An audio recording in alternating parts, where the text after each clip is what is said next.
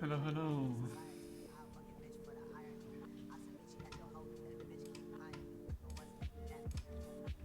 So,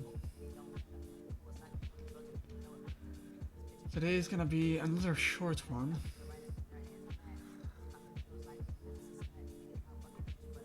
It's more of a random stream. As I was playing last night on porting the Neverest to native QMK, they said it was not possible, but I did it. So, skill issue, I guess. Okay, so what are we gonna do? So, as of now, in this board, we have random non-silenced sliders. Black one from a Real Force, I think. And a mix of 45 and 30 gram domes that I chopped up a while back to test the lithium, and also random strings. So what I will try to do, it's not really like uncomfortable now, the sound. It's really Real Force like, with the distinctive clack on the return stroke. Totally unsilenced and not lubed. And I think I'll leave everything not lubed for this one, because I like the way the wires actually sound in this one, the unsilenced one. So yeah.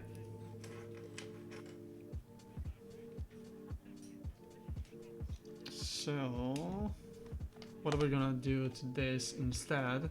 Swap out 35 gram domes from KLC and then add the silencing 0.3 silicone rings, and that's basically it.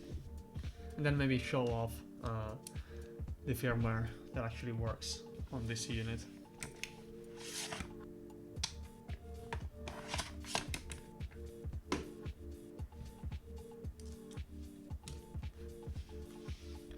There we go.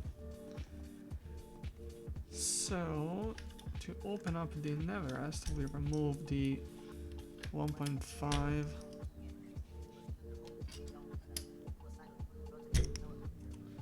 mods.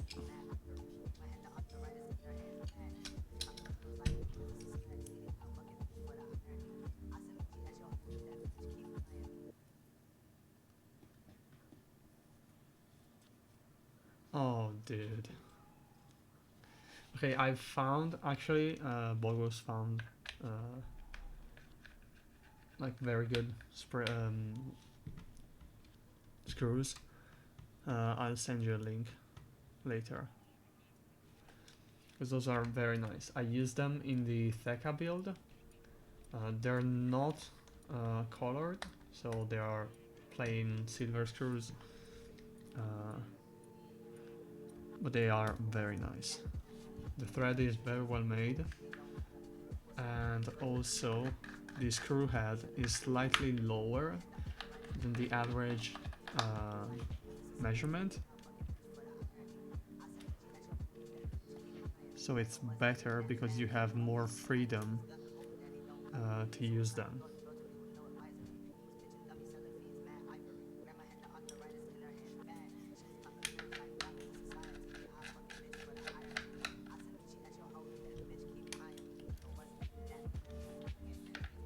You know what you should do? You should do custom screws like Rama. Make them in titanium, and then you do the heat treatment so that you have the rainbow colors. Like, I don't know why. I mean, I know why. It's fucking expensive. That's why. But I don't know why keyboard enthusiasts didn't catch up on the whole, like, titanium is cool because you can do a bazillion of stuff with it. I mean, yeah, I know it's fucking expensive, but at the same time, if you want to do like a bespoke unit, it's totally worth it.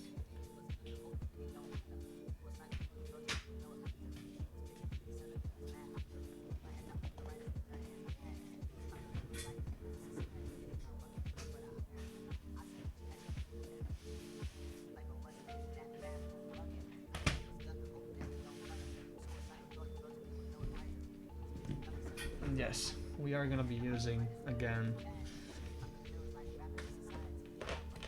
the KLC stabilizer packs as standoffs. Because yes, I forgot again to start the 3D print process. Cry about it.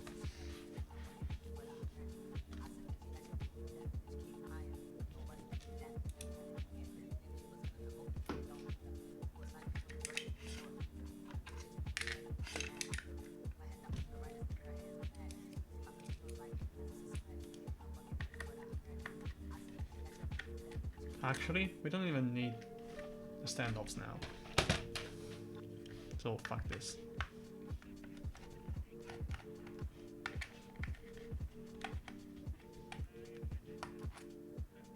Good thing about the keycap holder, you can use it to grab onto the screw heads, go under it, and then remove the screw.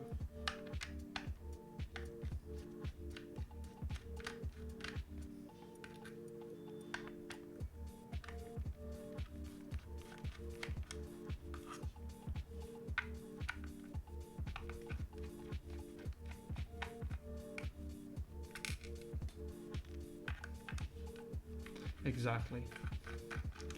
You don't need to 3D print parts.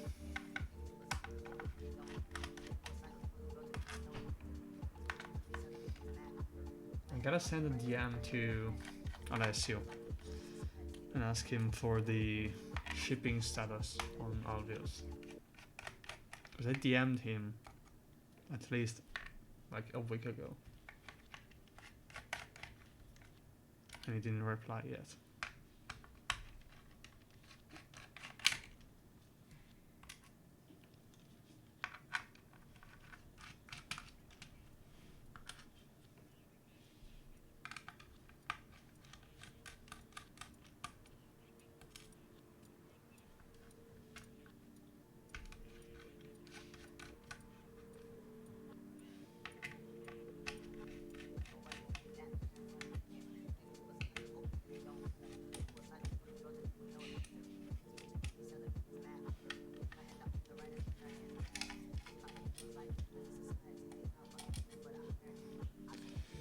There we go.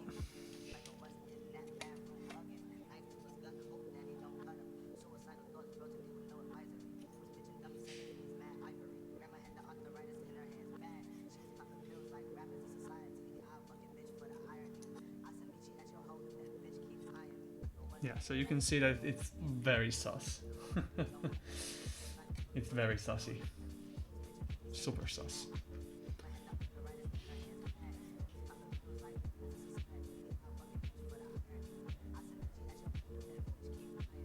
So we want to keep aside this.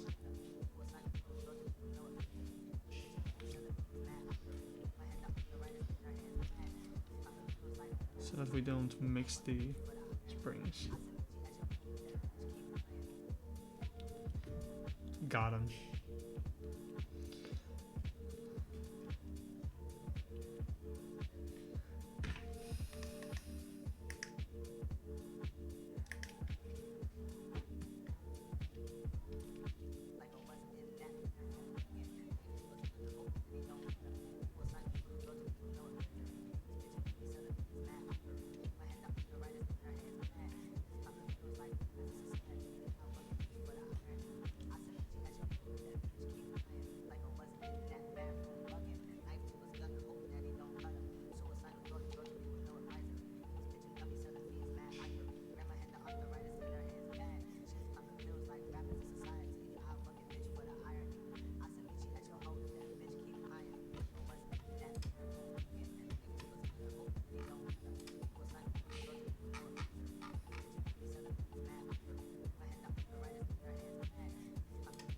Yeah, it's fine. It's FR4.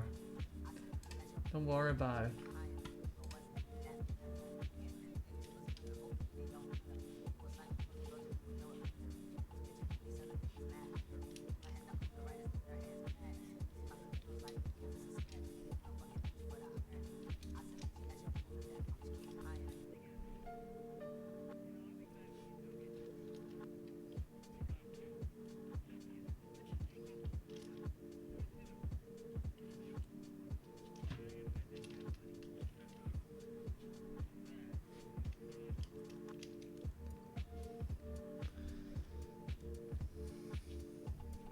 Okay.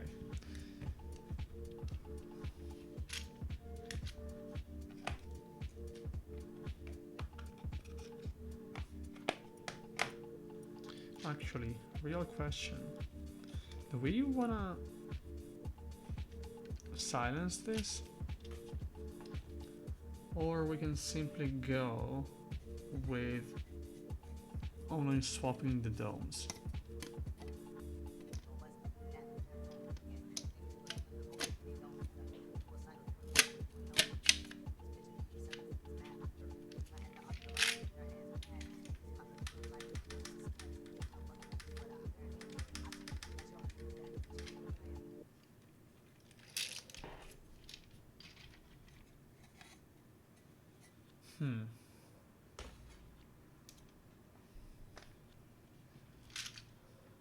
I don't know, to be honest.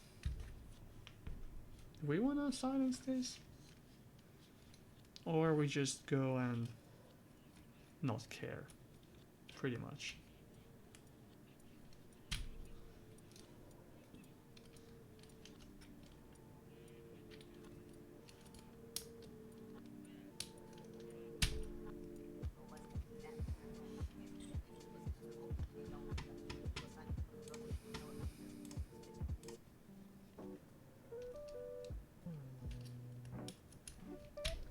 I guess we can silence this.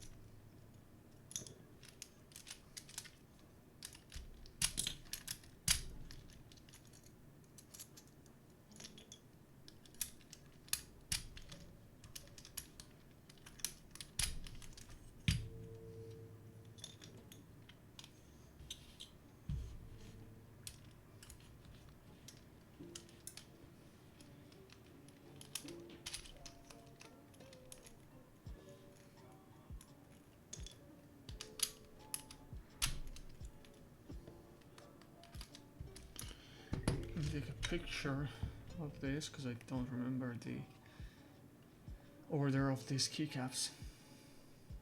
There we go.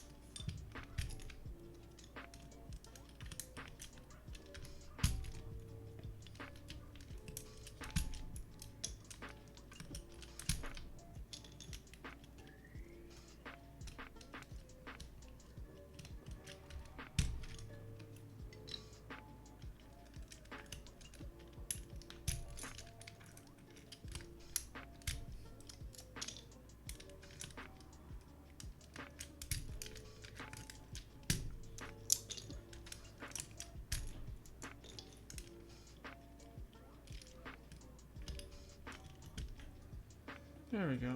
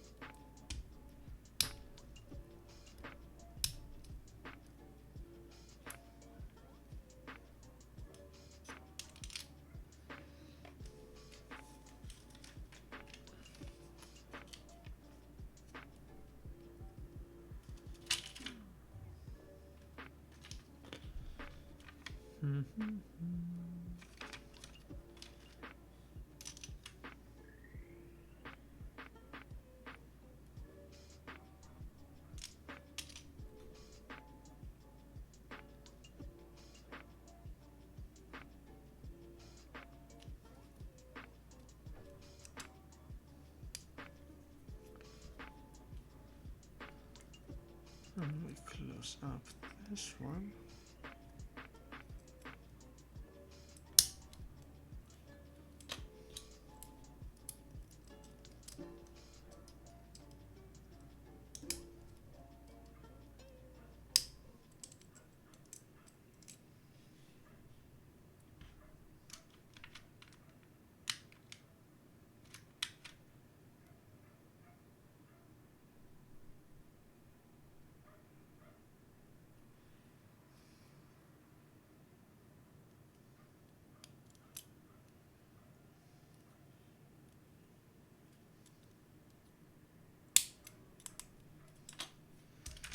There we go. And we can now start to work on the 1U.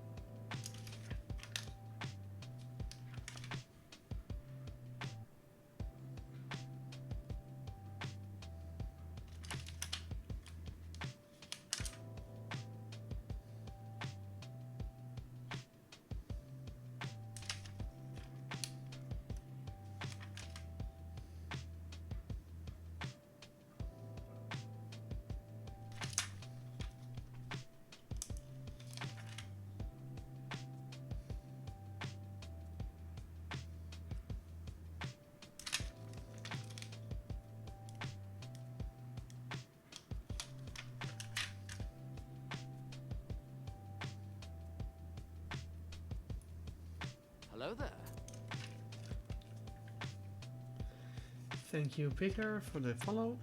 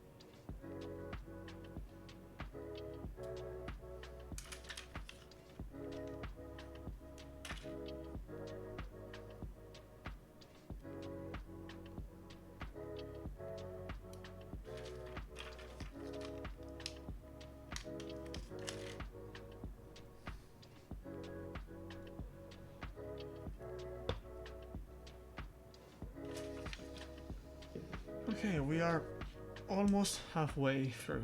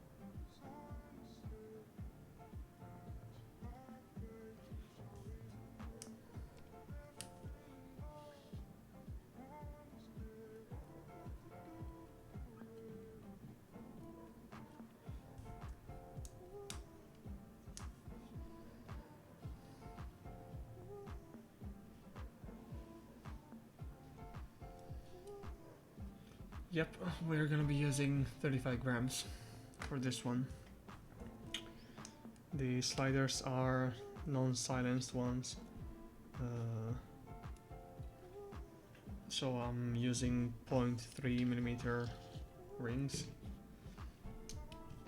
to basically take out as little travel as possible.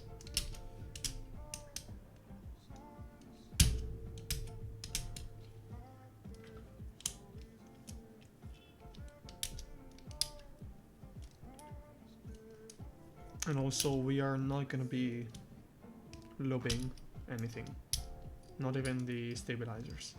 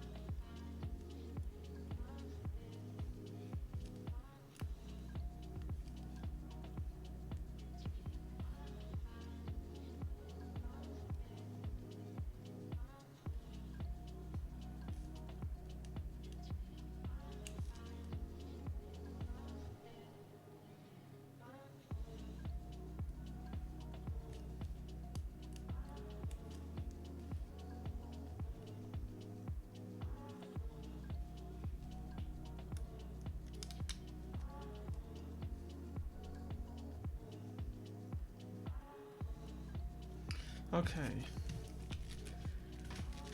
silencing rings installed.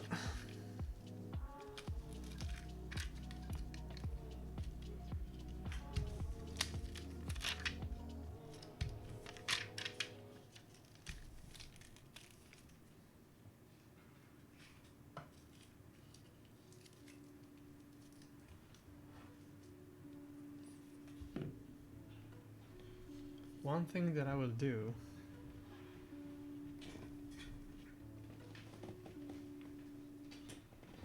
is to take the template and cut away the corner that I'll be using to dampen the spacebar.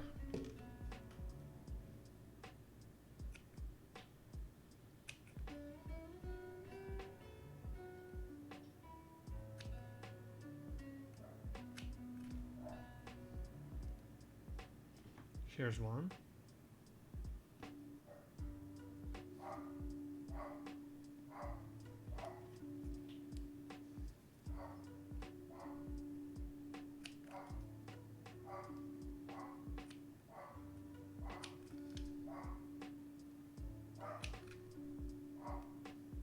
here too.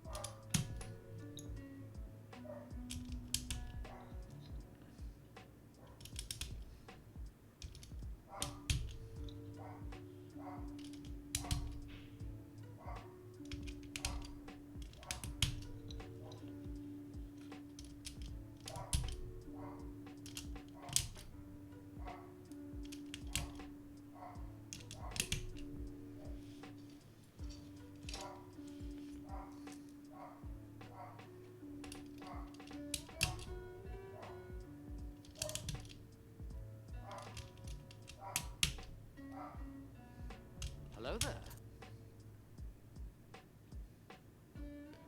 Thank you very much for the follow.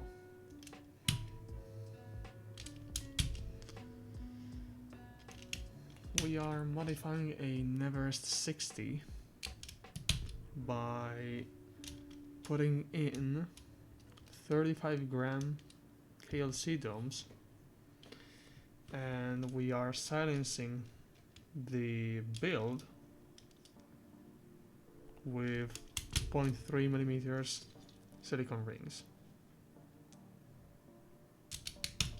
And we are not gonna be looping anything.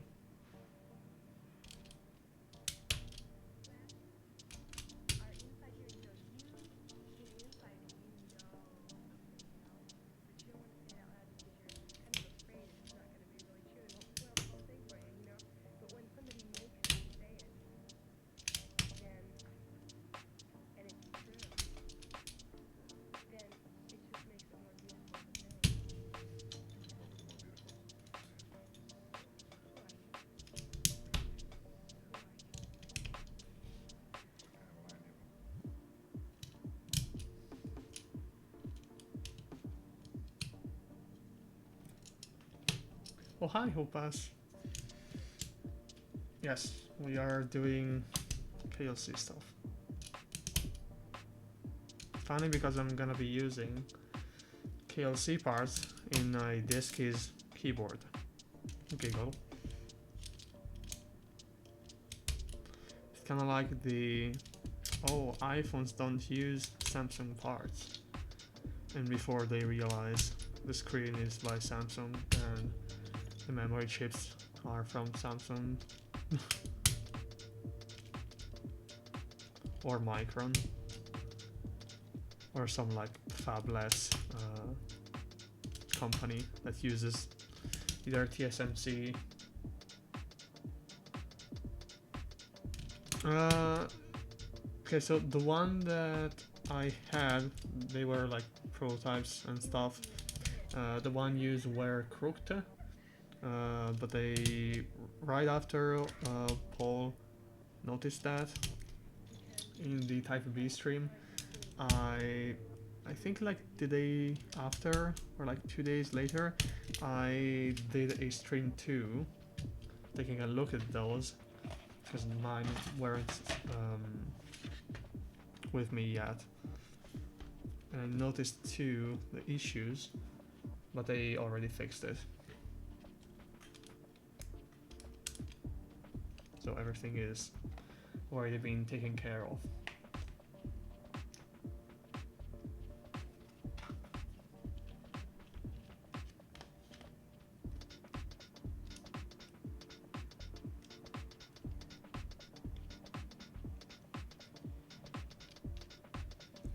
In fact, the parts that are gonna be shipped with the alveols, which are in QC right now with Densos, those are already fixed units.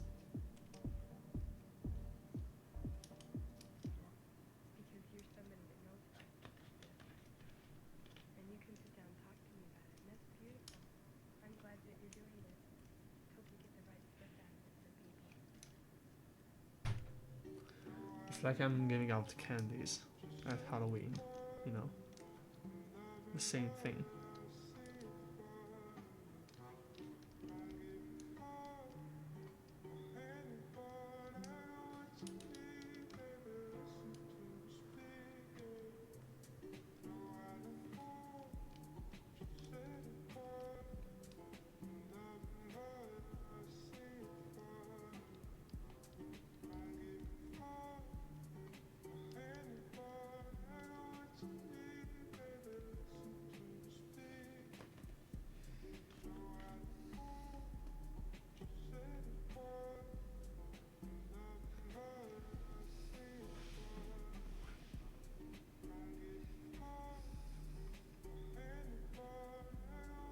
Yeah, but it's the price to pay for the oneness with rubber cup talk, you know.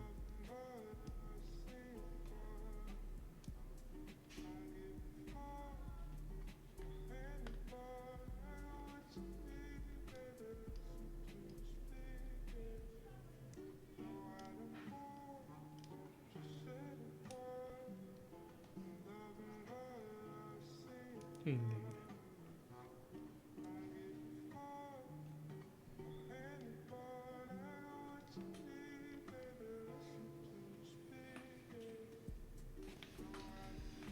Oh.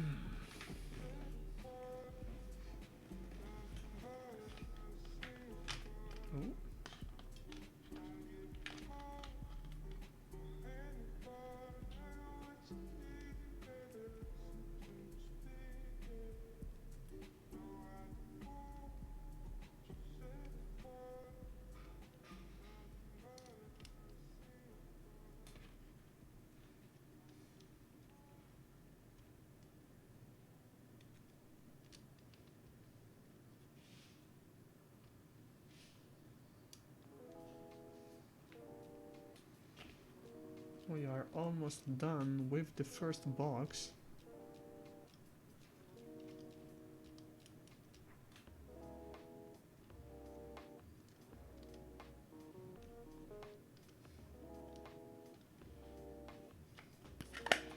There we go.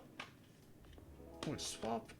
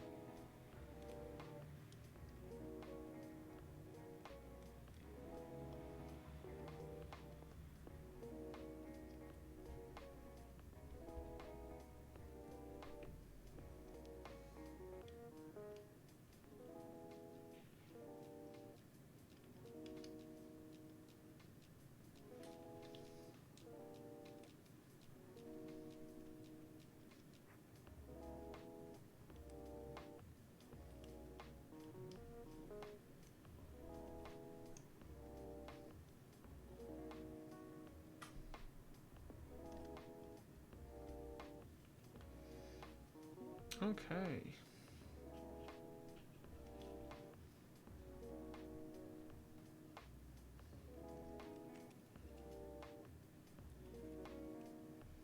So we are gonna be adding the stabilized keys once.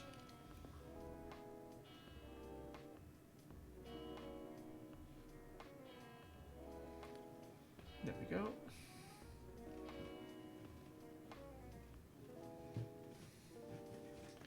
Topre, rubber cup lock. MT3.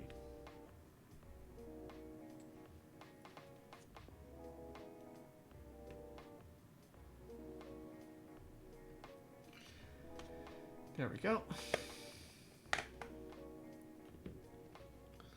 now we can start place springs.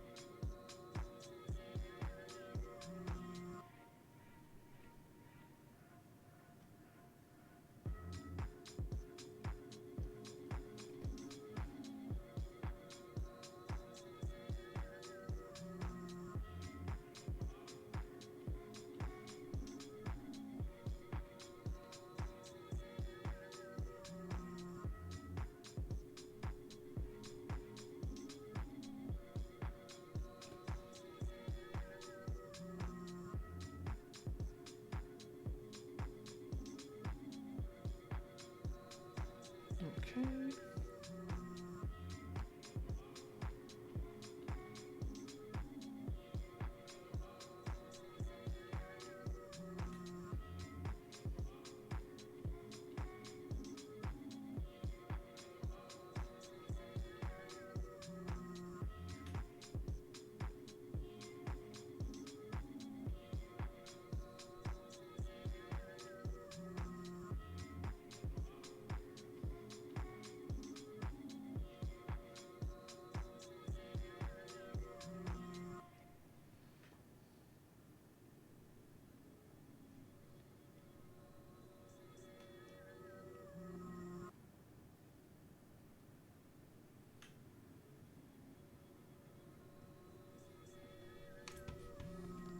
The alignment is going very well.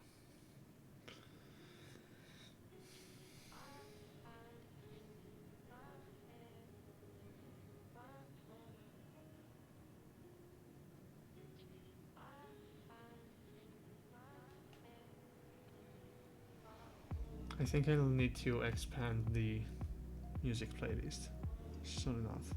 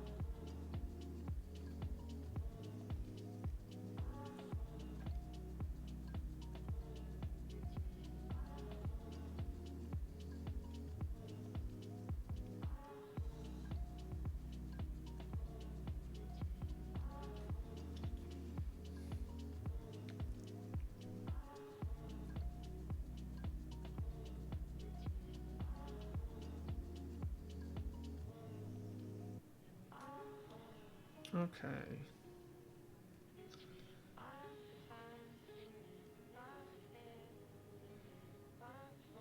We are done with the springs. Let me check from the side.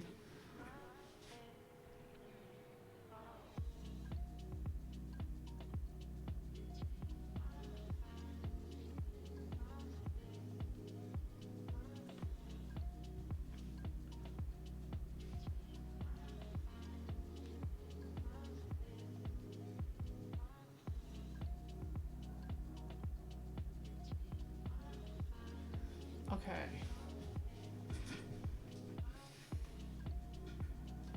For the springs, that's pretty much it. One thing that we cannot do with this board is the trick with the screwdriver, because the case basically sits flush with the PCB. So what we need to do is use the tweezers and kinda guide it Hello from there. this side and use the USB-C port recessed as a pivot point. Thank you very much for the follow.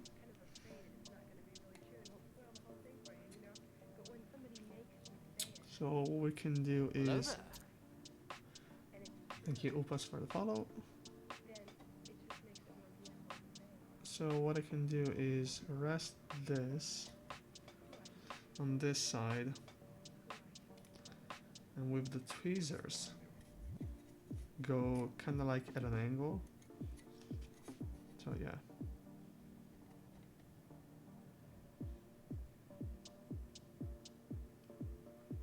So we basically do this.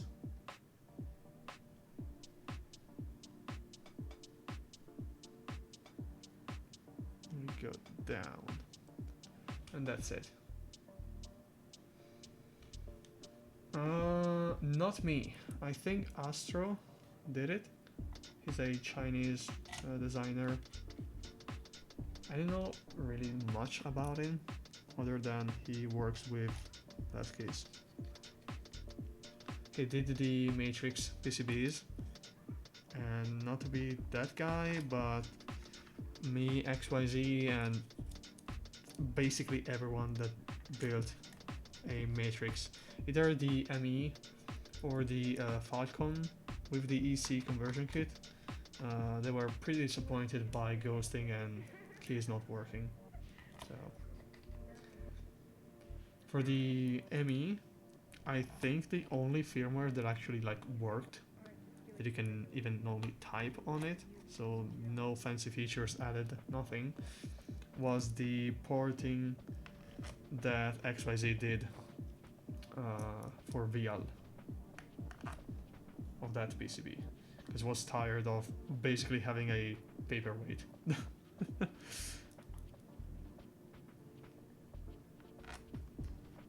And also, this PCB originally is only compatible with VL, but last night I made it so that you can use VIA and native QMK.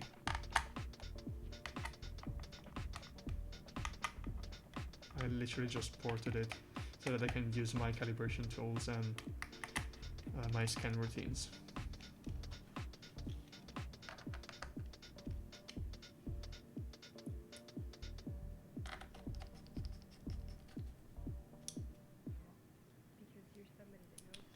And we'll actually see it once I close this up, because I'm gonna do the calibration on this board too, the same that we did yesterday for the real force.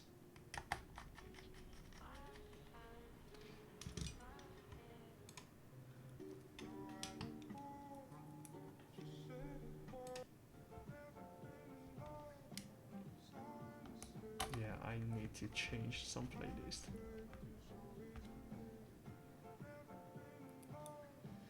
I was planning for funs and giggles to release a replacement PCB for this, but then I said, why would people want to buy it, you know?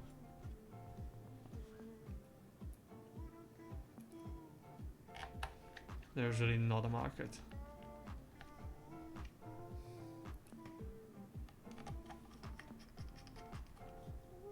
So I just said, hey, what about if we don't do that? And instead we focus on other stuff.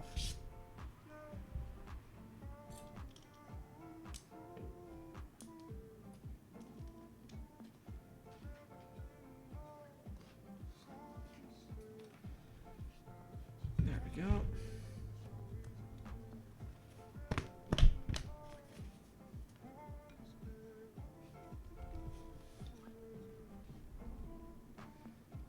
Is centered, we now drop everything in. We start to screw in.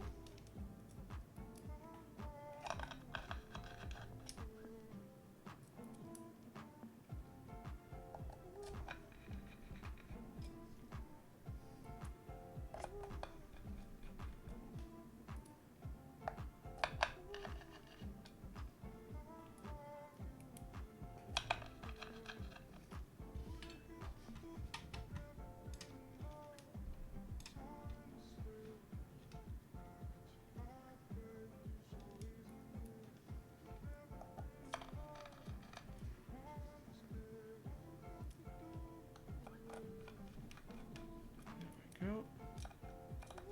So now that we have everything in, we can start to basically compress by hand so that the foam gets squished.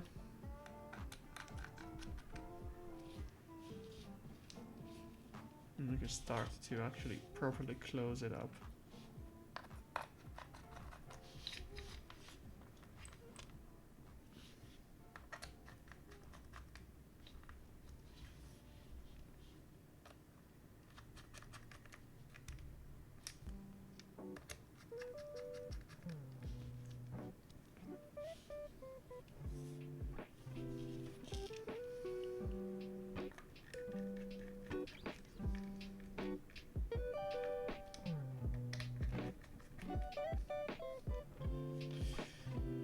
There we go.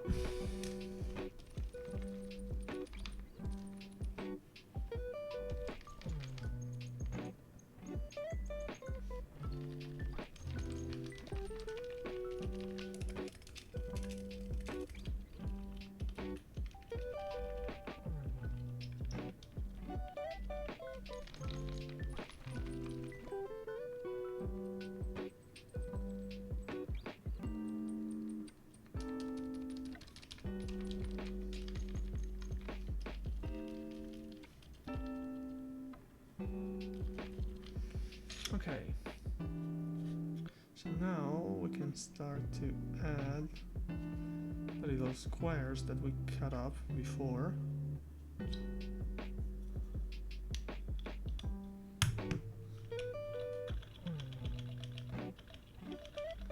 We might need to add a return spring.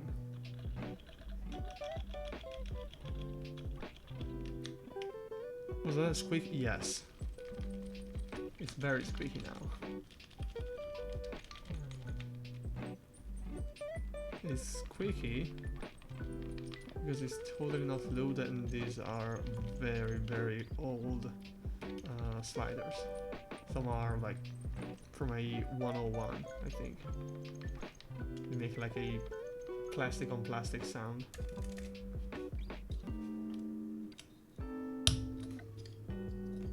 Hello there. Thank you for the follow.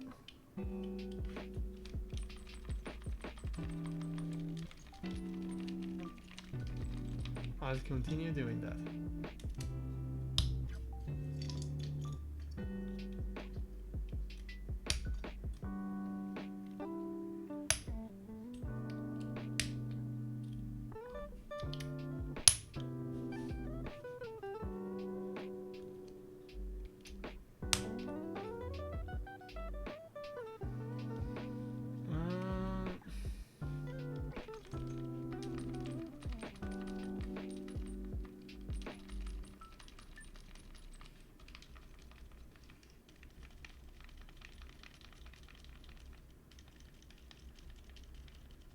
They're so fun.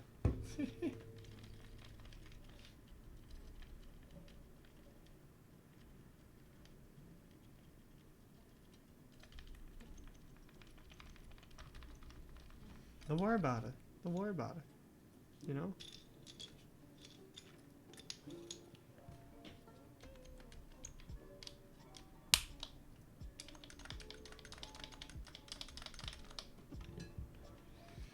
Okay, I gotta take a look at the pictures because I forgot.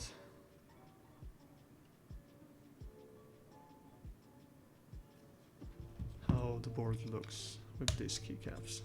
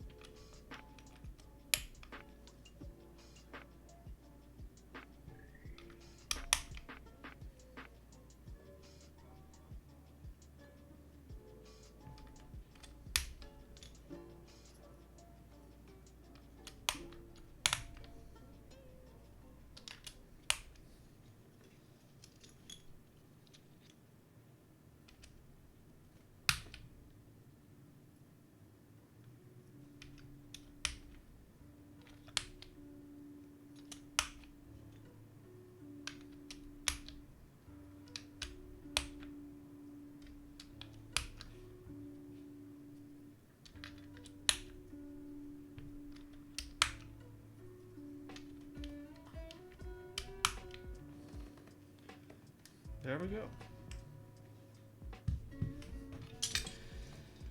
So now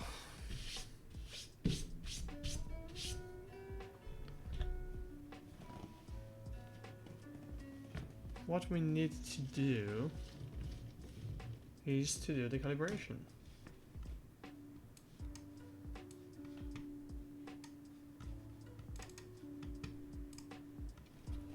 So I already flashed this board. I'll plug it in. You'll see that it gets recognized. So now it's a VIA compatible board.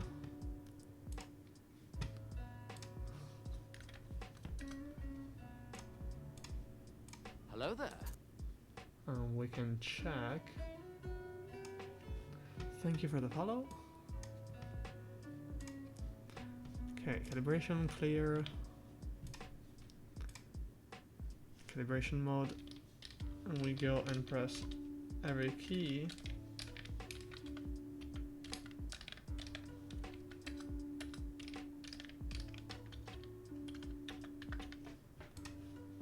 Calibration now is done. You see the bass noise with the bottom out and everything else. If you go in the key tester,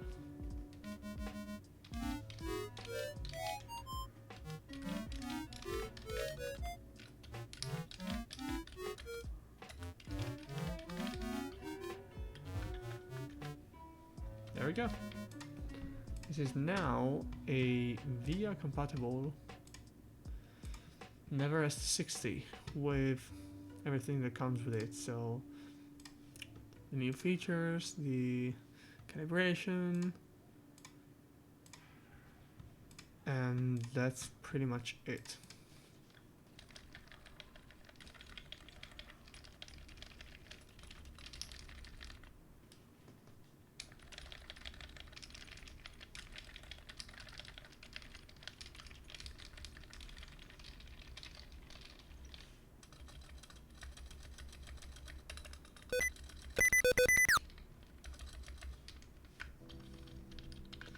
Stabilized keys not loaded are so funny.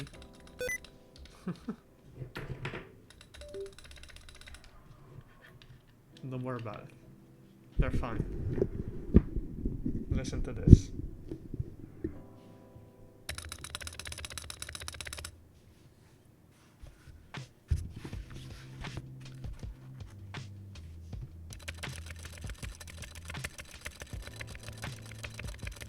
It's fine.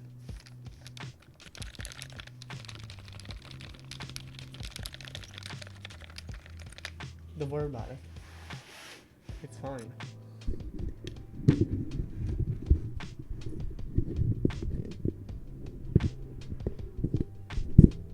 We are completely fine.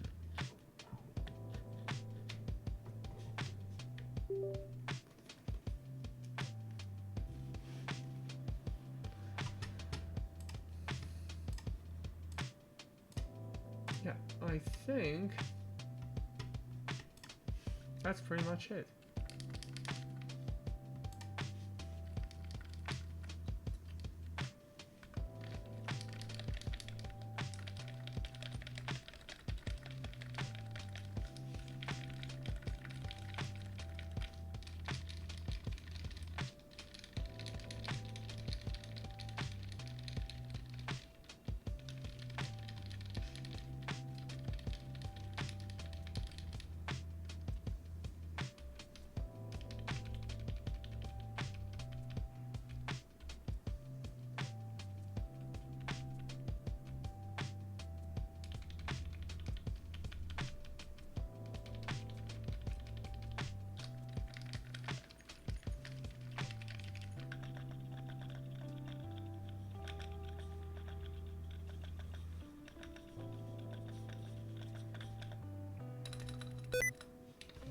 Yeah.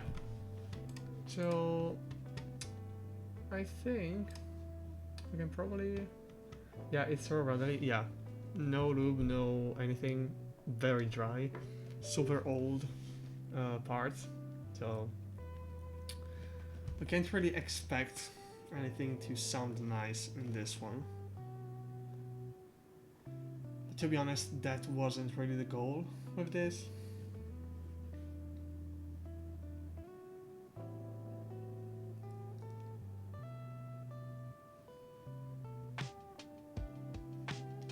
It was more to try out the domes. Also, the keycaps are like notoriously sassy. I've done an entire essay basically on the keycaps, so they're not the best. So, yeah. Very happy about the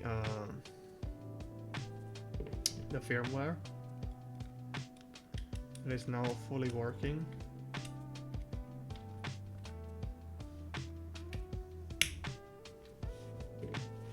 So yeah, unless you guys have something that you wanna check out, yeah, don't worry about it.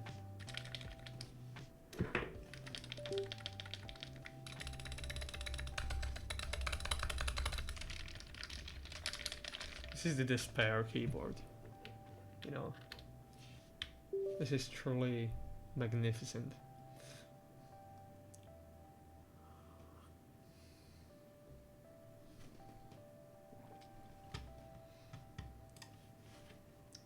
I mean, even this one.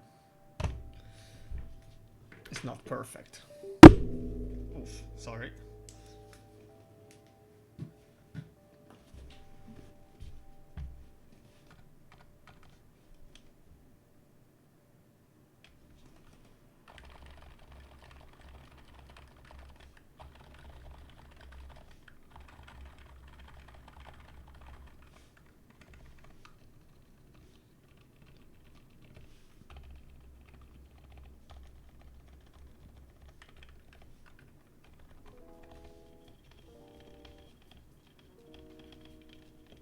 Spacebar is not the best.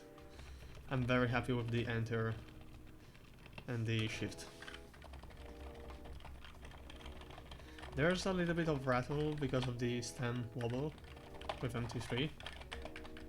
But oh.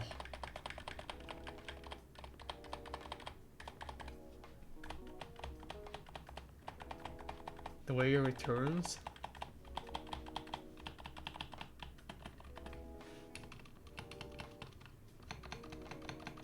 So poppy, yeah. Carrots, the mid-weight.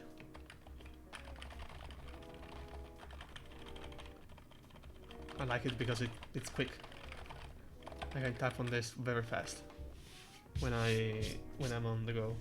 I usually bring this with me when I fly somewhere because I can place it right on top of the MacBook.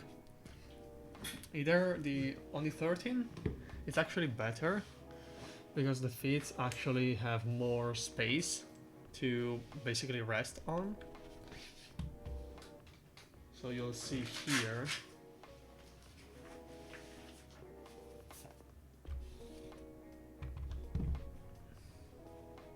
If I can open this. So this is a 13-inch. And the position of the feet is precisely on the edge of the speakers. And to align this, you can simply look over and basically move it so that the first key row is not visible anymore, so that you can still access the fingerprint. So basically like this. That way, if you need to access the fingerprint, you can still kind of go like this, because even like the tip of your finger gets recognized. So you can just whoop, do like this, and then type along. You can still use the trackpad. It's actually in a good position because the palms are like here in the resting position, and then you can just do this, or like do this.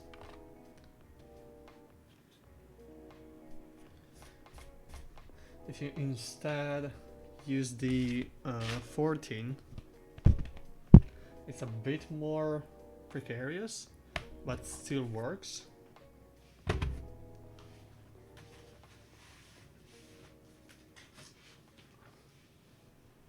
So if you look here, it's way bigger. So what I do with this, you must align it with the bottom of the trackpad here. So you align it like this. Basically flush with the trackpad. If you're unsure about the tilt, you can bring down the screen before it touches. And then you can adjust it so that basically on the screen there is an equal space between the board. For left and right, you can just use your fingers and just shift it. And like this, it's still usable. It's perfect. You don't really have access to the fingerprint. You can't really do much. So it is what it is. But it's still very comfortable. Like here you have the entirety of the trackpad in this case, and you can still work on this.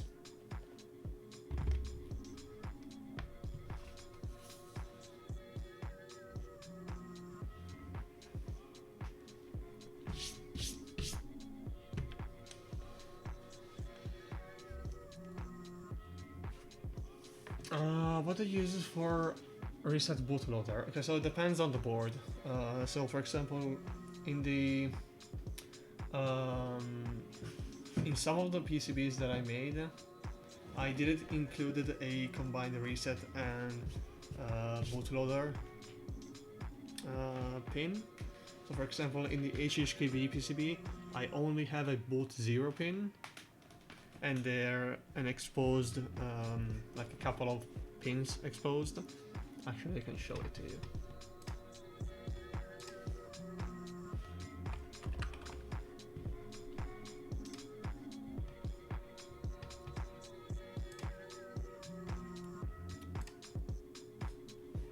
So, for example, in the Pro X, I have both 0 pins exposed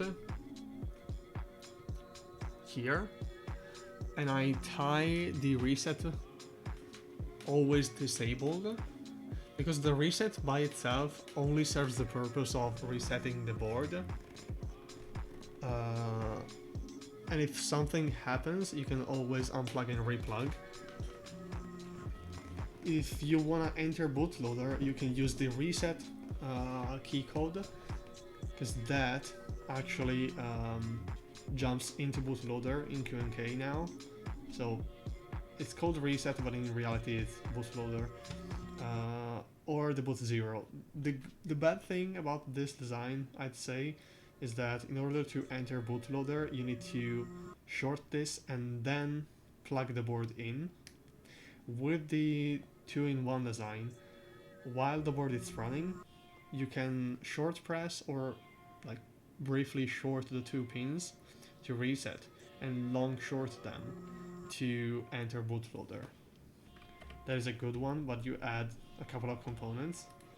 It's not really for cost, it's only that it was easier at that time to do it like this. So if you take a look, for example,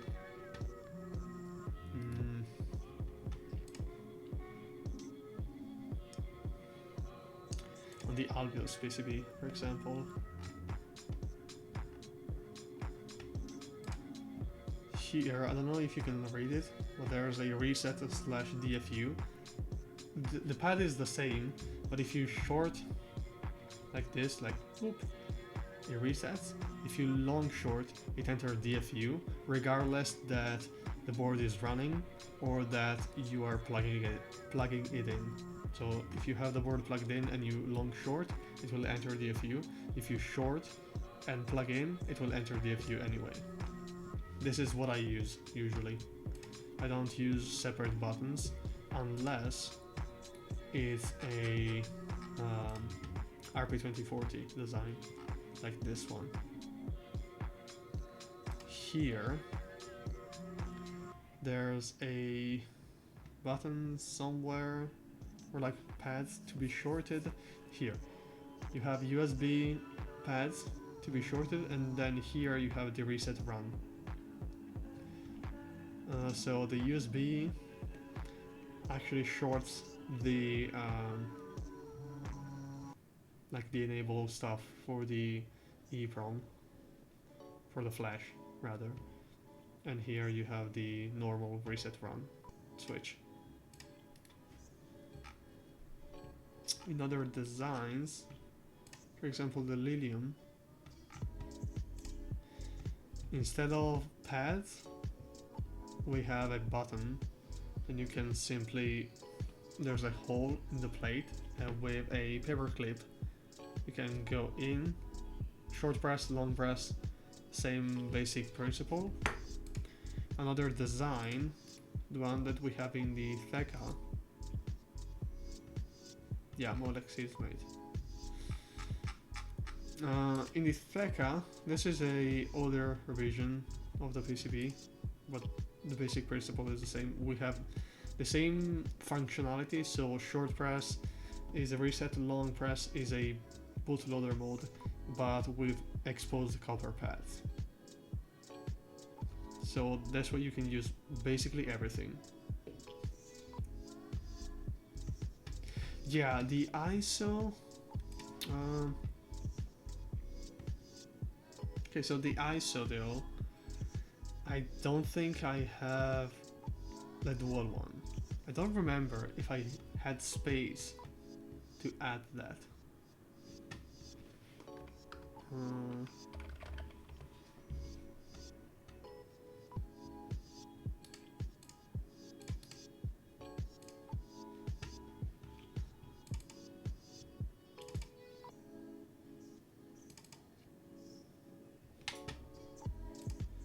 Let's see.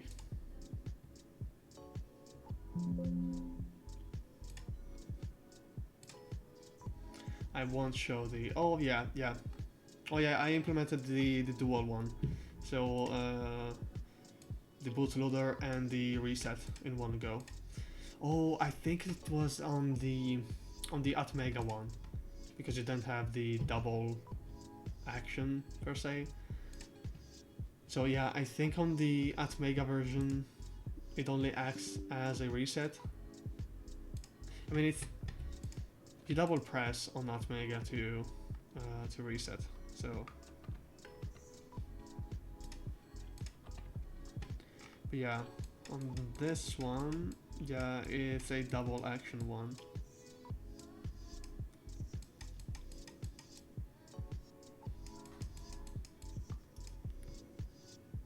Yeah.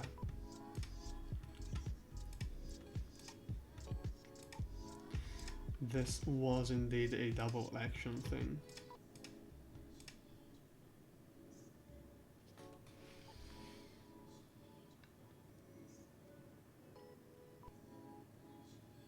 I think that's pretty much it.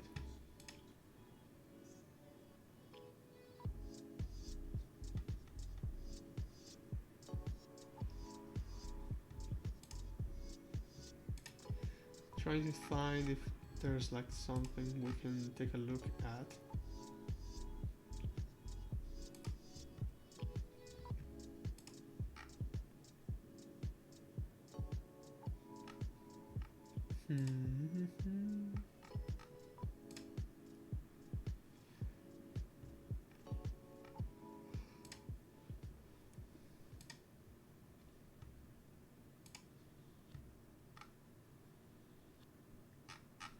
I think we are pretty much done.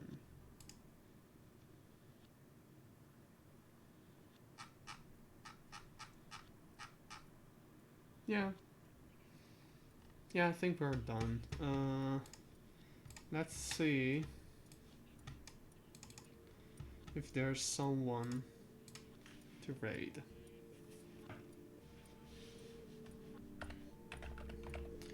Twitch.tv, keyboards.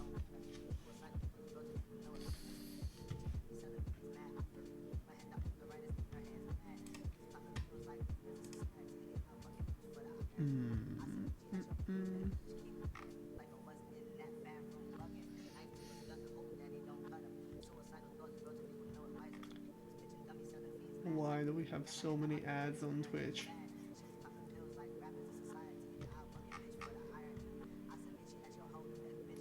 Okay, so Disasterstron is having issues with the camera.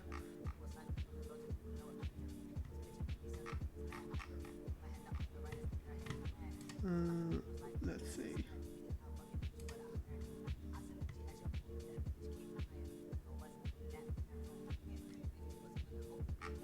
I can't find anything. Okay, there's seems to be an Italian streamer, but those of you who know me knows that we can probably just end the stream and not raid the Italian guy. Yeah. We can raid probably the chicken stream. That's content. Yeah, let's raid the chicken stream. These chickens are good and they are funny.